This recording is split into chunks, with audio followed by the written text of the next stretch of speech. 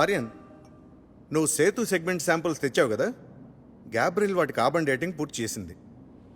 ఆ శాంపిల్స్లో కొన్ని ఫాసిల్స్ దొరికాయి. అవి సుమారు 18,000 ఏళ్ల క్రితంవి, 18,000 ఇయర్స్.